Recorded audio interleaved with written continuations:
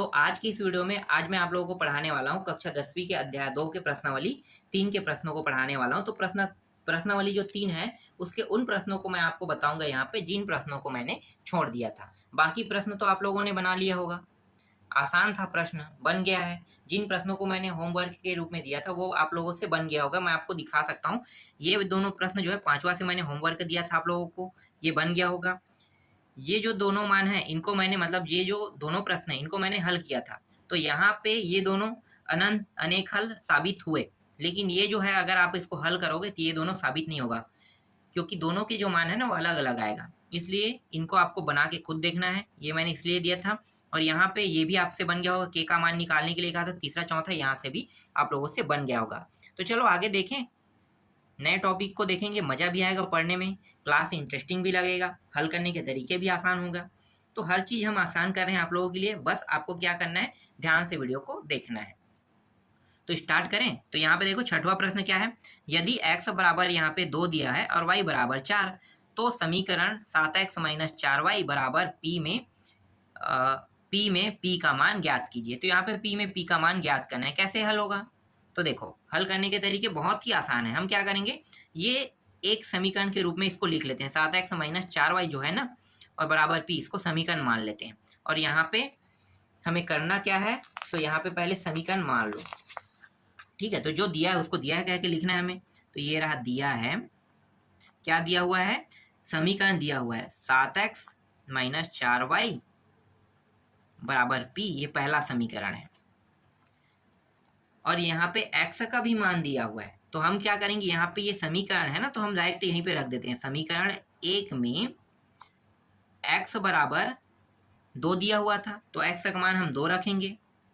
और x बराबर 4 भी दिया है, सॉरी y बराबर, x नहीं है y है, y बराबर 4 दिया है, तो इस y के मान को भी समीकरण 1 में रखेंगे। तो मान रखने पर इस तरह से आपको लिखना है। पर आपको ये बताना होगा कि हम x बराबर 2 और y बराबर 4 के साथ क्या करने वाले हैं। तो यहाँ पे देखो मैंने क्या बताया कि समीकरण 1 में x बराबर 2 रखेंगे, यहाँ पे 2 रखेंगे जहाँ पे x है वहाँ पे, और y बराबर हम कहाँ पे रखेंगे, समीकरण 1 में ही 4 रखेंगे। तो यहाँ पे मान रखने पर इस प्रकार से आपको लिखना है। अब हल कर देते हैं। तो यहाँ पे हो गया 7, x के स्थान पे आ जाएगा 2, और यहाँ पे माइनस है, ये 4 हो गया, और y के स्थान पे यहाँ भी 4 आ गया, ये रहा p। इन दोनों को गुणा करेंगे तो 7 दूनी 14, माइनस इन दोनों को गुणा करेंगे कितना होगा, 16, 4 गुणी 4 16, और ये हो गया p। ये प्लस से माइनस से घट जाएगा तो -2 में प्राप्त होगा, और यहाँ पे p, और p के मान को ही इस प्रश्न में ज्ञात करने के लिए क्या, यही हमारा क्या है, आंसर है। देखो बहुत आसान प्रश्न था, इतना इजी प्रश्न आप लोगों ने अभी तक हल नहीं किया होगा, बहुत ही आसान है। और मैं जिस तरह से आप लोगों को समझा रहा हूँ उस हिसाब से आपको समझ में आ रहा होगा। तो आपको इसी तरह से समझना है हर प्रश्नों को, कि प्रश्नों को कैसे बनाया जाता है, प्रश्नों को कैसे हल किया जाता है। हर चीज़ों को हम आसान करेंगे आप लोगों के लिए। यहाँ पे मैंने अभी तक आप लोगों को आलेख विधि नहीं बताया ना, आलेख विधि से 1-2 प्रश्न देखेंगे, वो भी बहुत आसान होता है। जनरली एग्जाम्पल में 1-2 प्रश्न मुझे मिल जाएगा, या फिर कहीं से भी मैं 1-2 प्रश्न उठा लूंगा और उसको आलेख विधि में आपको हल करके दिखाऊंगा कि कैसे आलेख विधि से प्रश्नों को बनाया जाता है। आप 3 विधि तो सीख गए हैं, प्रतिस्थापन है, विलोपन है, वज्र गुणन है, अब बस बाकी है आलेख विधि। तो आलेख विधि को भी मैं आपको सिखा दूंगा। तो चलो नेक्स्ट प्रश्न में चलते हैं। अगला प्रश्न क्या है, यहाँ पे फिर आते हैं। अगला प्रश्न देखो, यहाँ पे है के का मान ज्ञात कीजिए। इस बार के का मान ज्ञात करना है। यदि एक सरल रेखा 2x - ky बराबर 9 बिंदु 1 - 1 से गुजरती है, ठीक है। अब यहाँ पे देखो एक्स वाई नहीं लिखा हुआ है, मतलब एक्स वाई का कोई मान नहीं दिया है। तो यहाँ पे जो बिंदु दिया है ना, ये बिंदु पॉइंट, यही एक्स वाई का मान होगा। कैसे एक्स वाई का मान होगा, आप देखो ना, कोई भी बिंदु के अंदर इस तरह से कोष्ठक के अंदर रहेगा, 2 बिंदु पॉइंट दिया हुआ है, तो ये आगे को हम क्या कहते हैं, एक्स बोलते हैं, और पीछे को हम क्या बोलते हैं, वाई बोलते हैं। तो ऑटोमेटिकली क्या है, यहाँ पे एक्स वाई का मान दिया है ना, हालांकि यहाँ पे एक्स नहीं लिखा है, वाई नहीं लिखा है, लेकिन दिया तो है। जो बिंदु पॉइंट है उसी को हम एक्स वाई मानते हैं। आप लोगों को पता होगा, इससे रिलेटेड हम कई प्रश्न बना चुके हैं। तो ये वैसे ही प्रश्न बनेगा जैसे हमने बनाए हैं। तो ये सेम 6वां की तरह बनेगा। चलो इसको भी बना लेते हैं। तो 7वां प्रश्न में जो समीकरण दिया है वो है 2x है - ky है बराबर 9 है, और ये रहा, इसको पहला समीकरण हम नाम दे देते हैं। यहाँ भी हम क्या करेंगे, समीकरण 1 में x बराबर जो बिंदु पॉइंट उसको ले रहे हैं, तो x बराबर कितना होगा यहाँ पे 1 और y बराबर कितना है -1 रखने पर इस तरह से हो जाएगा। अब यहाँ भी रख देते हैं, तो ये हो गया 2 गुणित 1 माइनस यहाँ पे हो गया k और यहाँ पे हो जाएगा गुणित कितना है -1, ये हो गया और ये 9 हो गया। इन दोनों को गुणा करेंगे तो यहाँ पे 2 आ जाएगा। ये देखो 1 और 2 2 बार आ रहा है, तो ये सम है कि विषम है? सम है ना, तो सम है, इसका मतलब क्या है 2 बार सम मतलब 2 बार ऋण आ रहा है और ऋण जो है गिनने पे सम संख्या प्राप्त हो रहा है, सम संख्या प्राप्त हो रहा है, इसका मतलब ये है कि ये प्लस में आएगा। तो ये हो गया k जो है प्लस में हो गया, ये हो गया 9। आपको ये चीज समझना है। क्या चीज समझना है? देखो मैं आपको बताना चाहूंगा, यहाँ पे एक बार ऋण है, दूसरी बार है, तीसरी बार, चौथी, पांचवी बार, 5 बार यहाँ पे ऋण दिया है और इन सभी संख्याओं को आप गुणा करने वाले हैं। अब गुणा करने वाले हैं तो आप कौन सा ट्रिक उपयोग करोगे? आप क्या करने वाले हैं मैं बताता हूँ आपको। आप इन दोनों को पहले गुणा करोगे तो ऋण ऋण क्या हो गया, ये प्लस हो गया। फिर मैं इन दोनों को करूंगा, ठीक है, तो अभी मुझे क्या प्राप्त हुआ था, प्लस प्राप्त हुआ था और ये इसका गुणा, तो प्लस गुणा माइनस क्या होगा, माइनस होगा, तो यहाँ पे माइनस लिखोगे, फिर माइनस गुणा, फिर माइनस करोगे तो क्या प्राप्त होगा, फिर प्लस प्राप्त होगा, फिर प्लस गुणा माइनस करोगे तो क्या प्राप्त होगा, माइनस प्राप्त होगा। इस तरह से आप यहाँ पे माइनस प्राप्त करोगे। लेकिन इससे मैं एक सिंपल ट्रिक बताता हूँ आपको क्या करना है। अगर बहुत लंबा है और सभी में माइनस दिया हुआ है तो आपको क्या करना है, सम विषम का ट्रिक उपयोग करना है। सम विषम का ट्रिक क्या है, इसे गिनना है कितने बार माइनस हुआ है और सभी गुणा हो रहा है तब। देखो जैसे ये दोनों गुणा हो रहा था तो मैं यहाँ पे गिना 1 और 2, मतलब सम आ गया, ये सम है तो मैं प्लस कर दिया। तो देखो यहाँ पे 1 2 3 4 5 कितनी बार आ रहा है, 5 बार। 5 जो है सम संख्या है कि विषम संख्या है? 5 जो है विषम संख्या है, तो विषम संख्या है, इसका मतलब क्या है कि कोई भी मान जिसका मैं गुणा करूंगा वो माइनस में आएगा और डायरेक्ट आप बाकी संख्याओं को गुणा कर दो। गुणा करने पर जैसे कि यहाँ पे देखो, यहाँ पे मैं ले लेता हूँ 2 ले लेता हूँ, 2 2 2 2 2 सभी है, सभी 2 2 जो है ये माइनस में था। इस तरह से 5 बार 1 2 3 4 5 और इन सभी का गुणा इस तरह से हो रहा है, ठीक है। लगभग यहाँ पे आपको इस पर दिखाई दे रहा है, मैं ऐसी छोटी सी बता रहा हूँ आपको। तो ये सभी का गुणा हुआ 1 2 3 4 5, 5 बार ऋण आया तो ये हो गया ऋण में आ जाएगा क्योंकि विषम संख्या है। अब इन सभी को गुणा करेंगे, 2 दूनी 4 4 दूनी 8 16 16 दूनी 32, ये रहा 32, तो -32 यहाँ पे प्राप्त हो गया। बस इसी ट्रिक को आपको फॉलो करना है, आपका प्रश्न जो है वो कभी भी गलत नहीं होगा, याद रखना। चलो आगे हल करें। तो यहाँ पे इस तरह से ये सम हो गया, सम होने पर ये प्लस आ गया और यहाँ पे ये जो 2 है उसको इस पर पक्षांतर कर देते तो k का मान कितना हो जाएगा, 9 - 2, तो k बराबर यहाँ पे प्राप्त हो गया 7। तो देखो k का मान निकल गया, इस तरह से इसका भी आंसर आ गया। बहुत आसान था प्रश्न, आपको कुछ नहीं करना पड़ा, बस आपको ध्यान देना है कि कहाँ पे हम कुछ कर रहे हैं और कहाँ पे हम आपको समझाने की कोशिश करें। मैं ये नहीं चाहता हूँ कि आपको थोड़ा भी डाउट हो, मैं ये चाहता हूँ कि आपके डाउट जो है वो 100% मैं क्लियर कर पाऊँ। चलो नेक्स्ट प्रश्न देखें। अगला प्रश्न क्या है, तो अगला प्रश्न देखो यहाँ पे अब आते हैं हम लोग 8वां प्रश्न में। 8वां प्रश्न क्या दिया है, जांचिए कि निम्नलिखित समीकरण निकाय अद्वितीय हल रखता है या कोई हल नहीं रखता है अथवा अनंत अनेक हल रखता है। यदि अद्वितीय हल रखता हो तब चरों के मान ज्ञात कीजिए। हम ये तभी करेंगे जब ये अद्वितीय हल रखता है। अगर अद्वितीय हल नहीं रखेगा तो हम इसे हल नहीं करेंगे। तो पहले हमें ये जानना है कि इनमें से इनके हल के प्रकार क्या है, क्या ये कोई हल नहीं है या अंतः अनेक हल है या अद्वितीय हल है। इन तीनों में से कोई एक तो होगा, तो पहले हम इसको निकालेंगे कि इन तीनों में से ये क्या होने वाला है। तो यहाँ पे देखो 2 समीकरण दिया हुआ है, 4x + 7y = 18, 7x + y बराबर यहाँ पे 4 दिया हुआ है। तो चलो इसको हल करते हैं। तो यहाँ पे दोनों समीकरणों को लिख लेते हैं। क्या क्या है भाई, पहला समीकरण है तो यहाँ पे दिया है 4x दिया हुआ है + 7y दिया है और बराबर यहाँ पे 18 दिया हुआ है। ये पहला समीकरण हो गया। इसके बाद है 2x है + y दिया है बराबर 4, ये दूसरा समीकरण हो गया। यहाँ पे मैं शॉर्टकट विधि उपयोग कर रहा हूँ। यहाँ पे a1 a2 b1 b2 c1 c2 का मान निकाल लेता हूँ। तो यहाँ से a1 का मान क्या निकलेगा, 4 निकलेगा, b1 का मान यहाँ पे क्या निकलेगा, 7 निकलेगा और c1 का मान क्या निकलेगा, 18 निकलेगा। यहाँ पे a2 का मान कितना निकलेगा, 2 निकलेगा, b2 का मान यहाँ पे 1 निकलेगा और c2 का मान यहाँ पे 4 निकलेगा। तो शॉर्टकट विधि से इसी तरह से प्राप्त करेंगे ना। अगर हम इसकी तुलना भी करेंगे तो हमें यही मान निकलेगा, यही मान प्राप्त होगा। तो यहाँ पे मैं क्या कर रहा हूँ, यहाँ पे थोड़ा सा शॉर्टकट कर लिया। ठीक, समझ में आ गया।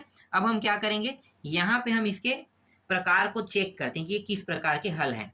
तो यहाँ पे मैं ले लेता हूँ a1/a2 बराबर है b1/b2 बराबर है c1/c2 को बराबर रखते हैं। अभी ये अनंत अनेक हल नहीं बता रहा है, जब तक हम मान नहीं रखेंगे तब तक कि हमें अनंत अनेक हल नहीं मिलेगा, ना ही कोई हल नहीं मिलेगा, ना ही हमें अद्वितीय हल मिलेगा। तो हल के हम प्रकार चेक करें, तो मानों को रखो हल के प्रकार चेक करने के लिए।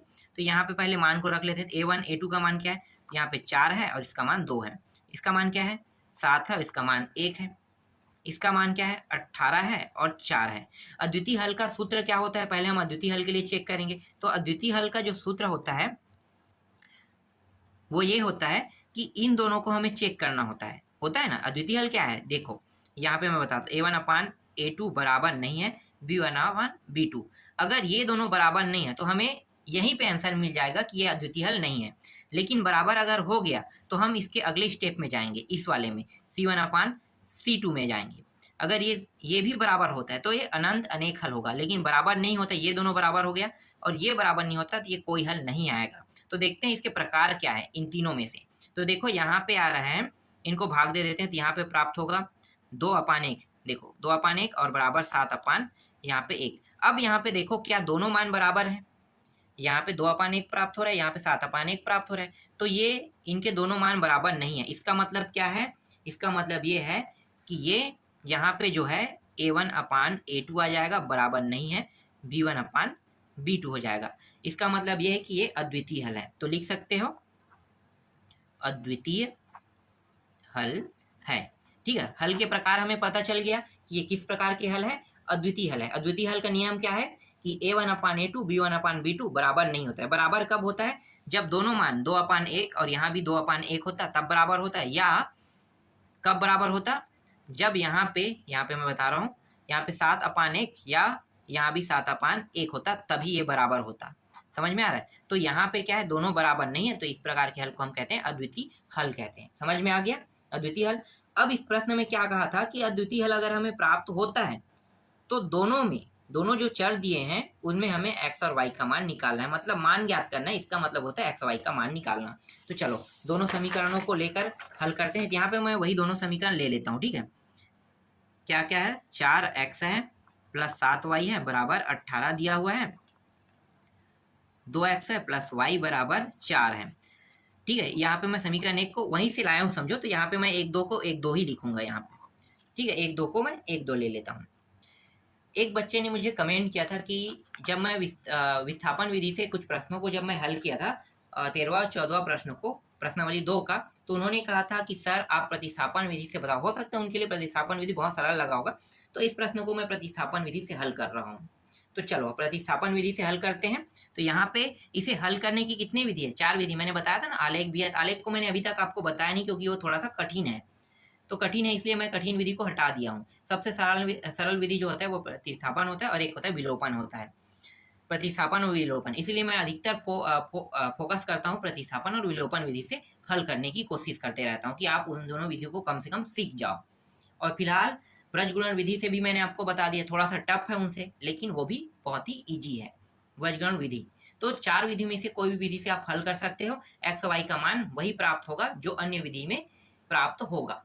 तो हर विधि में x और y का मान सेम प्राप्त होता है, कभी भी चेंज नहीं होता है। आप विधि आप चेंज करके देख लेना। यहाँ पे मैं आपको प्रतिस्थापन में हल करके दिखा रहा हूँ, आप इसे विलोपन में हल करके देखना।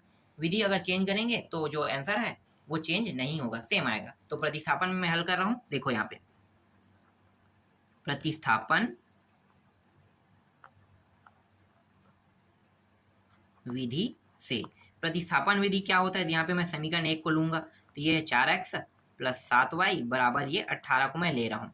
यहाँ पे मैं क्या करूँगा, इस 7y को उस पार पक्षांतर करूँगा। यहाँ पे बचेगा क्या, 4x बचेगा, ये हो गया 18 और ये इस साइड आके क्या हो गया, -7y हो गया। अब यहाँ पे देखो, अभी मैंने क्या किया, यहाँ पे पक्षांतर किया है ना। पक्षांतर क्यों हुआ है पता चल गया होगा, मैं इससे बहुत सारे वीडियो ला चुका हूँ और उसमें सभी में आपको बहुत बारीकी से समझाया हूँ। तो यहाँ पे मैं बार बार नहीं बताऊंगा, यहाँ पे आपको बस इतना कह रहा हूँ कि ये पक्षांतर हुआ है। पक्षांतर और तिर्यक गुणा में जमीन आसमान का अंतर है, ये भी मैं बताऊंगा। ठीक है, दोनों में बहुत अंतर है, इसलिए आप इसे ध्यान से देखना। अभी हमने क्या किया, पक्षांतर। अब यहाँ पे देखो, इसके साथ 4 जो है x के साथ गुणा के रूप में, तो मुझे तो x को अकेला चाहिए, तभी तो मैं एक्स का मान कहीं पे रख सकता हूँ ना। तो मुझे एक्स अकेला चाहिए, तो मैं क्या करूंगा, इस 4 को इस साइड ले आऊंगा। तो इस साइड जब आएगा तो ये 4 जो है इस बार पक्षांतर नहीं होगा, क्योंकि इसके साथ गुणा के रूप में, तो गुणा के रूप में मतलब ये तिर्या गुणा होगा। तो ये हो जाएगा तिर्या गुणा, मतलब ये नीचे में आएगा। तिर्या गुणा का मतलब होता है नीचे में आना या नीचे से ऊपर जाना। ये सिर्फ यही कर सकता है, ऊपर से नीचे आ सकता है कोई मान, या नीचे से ऊपर जा सकता है, लेकिन तिर्या गुणा के रूप में एक साइड से दूसरे साइड में ही जाएगा। जैसे कि यहाँ पे देखो, ये एक साइड है, ये दूसरे साइड है। जब हम तिर्या गुणा किए तो ये ऊपर में है तो नीचे में आ गया, लेकिन ये साइड में एक साइड से कहाँ पे आ गया, इस साइड से ये इस साइड आ गया, दूसरे साइड में। यही इसका डिफरेंस है। और पक्षांतर में क्या होता है, पक्षांतर में देखो इस वाले मान के साथ ये वाला मान जो है जुड़ा हुआ है, इसीलिए इस वाले मान को उस पार हम ले जाते हैं, तो इसको हम कहते हैं पक्षांतर, और इसको हम क्या कहते हैं, तिर्या गुणा कहते हैं, गुणा। तो दोनों में आपको डिफरेंस पता चल गया।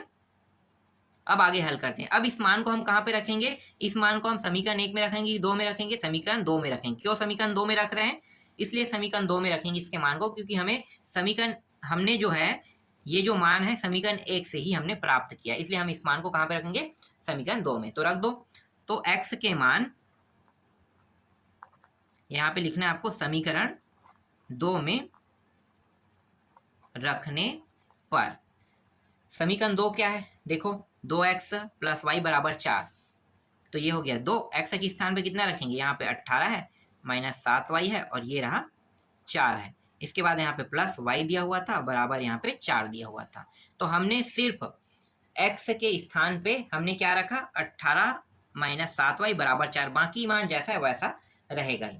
यहाँ पे देखो, इसे कोष्टक में कर लेते हैं। यहाँ पे 2 और ये 2, ठीक है, 4 ये कट जाएगा, कितने बार में, 2 बार में। तो यहाँ पे बचा 18 - 7y, और नीचे में 2, और यहाँ पे प्लस y = 4। अब यहाँ पे देखो, यहाँ पे नीचे में 2 है, लेकिन इसके नीचे में कुछ नहीं, मतलब क्या है, 1 है। तो हम क्या करेंगे, यहाँ पे लघुत्तम नियम लगाएंगे। ये लघुत्तम नियम क्या होता है, तो देखो लघुत्तम नियम जो होता है वो ये होता है कि यहाँ पे जो नीचे में जो हर दिया है वो दोनों हर बराबर होने चाहिए।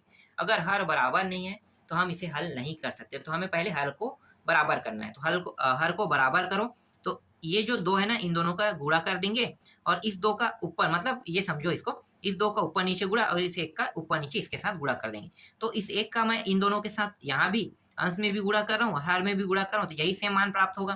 तो यहाँ पे 18 - 7y, और 2 का 2 ही प्राप्त होगा यहाँ पे।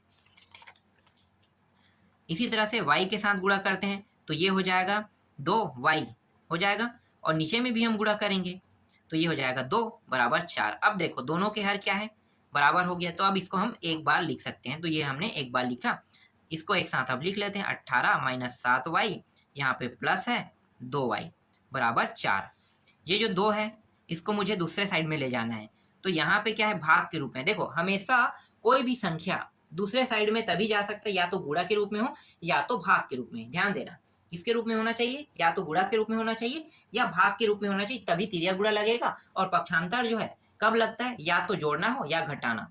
देखो दोनों में डिफरेंस मिल गया। पक्षांतर तभी लगता है या तो वो जोड़ना में हो या घटाने में हो, और तिर्या गुणा कब लगता है, गुणा और भाग में। तो दोनों में डिफरेंस मिल गया आपको। तो ये क्या होगा, नीचे से ये ऊपर चला जाएगा। तो यहाँ पे क्या बचेगा, 18 - 7y + 2y = ये रहा 4, और गुणित 2, इस तरह से। तो ये हो जाएगा, हल करेंगे तो ये हो गया 18, और यहाँ पे देखो ये माइनस है, प्लस से घट जाएगा, तो कितना आ गया, 5y = 4 दूनी कितना होगा, 8 हो गया। 18 को उस पार ले जाएंगे, तो क्या हो रहा है, 18 उस पार जाके क्या हो जाएगा, पक्षांतर लगेगा ना, यहाँ पे पक्षांतर विधि। तो यहाँ पे -5y है, यहाँ पे 8 है, इस साइड आके -18 हो गया। तो यहाँ पे कितना बचेगा, -5y बराबर, इनको घटा दो तो -10 बचेगा। ये भी माइनस, ये भी माइनस, दोनों माइनस में, तो क्या हो जाएगा, प्लस हो जाएगा। तो 5y = 10। अब ये 5 जो है y के साथ गुणा के रूप में, इसका मतलब ये होगा कि ये 10 को क्या करेगा, ऊपर से नीचे आ जाएगा, मतलब तिर्या गुणा यहाँ पे लगेगा। तो ये 5 को भाग दे देगा। तो यहाँ पे y का मान कितना आ गया, 5 दूनी 10, 2 आ गया। तो y का मान कितना है, यहाँ पे y का मान आ गया 2 आया। समझ में आया y का मान कैसे निकाले। अब हम x का मान निकालते हैं। तो यहाँ पे मैं बगल में कर लेता हूँ, थोड़ा सा बाकी है।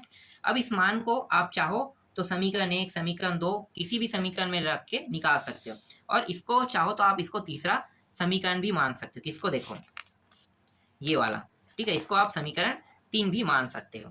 तो ये समीकरण 3 है, तो 1 2 3, यहाँ पे देखो 1 2 और ये 3, इन तीनों समीकरणों में से किसी में भी रखोगे x का मान निकल जाएगा। मैं तो यहाँ पे तीसरा समीकरण में रख देता हूँ। तो यहाँ पे मैं लिख देता हूँ। लिखना तो मुझे पड़ेगा कि y का मान समीकरण 3 में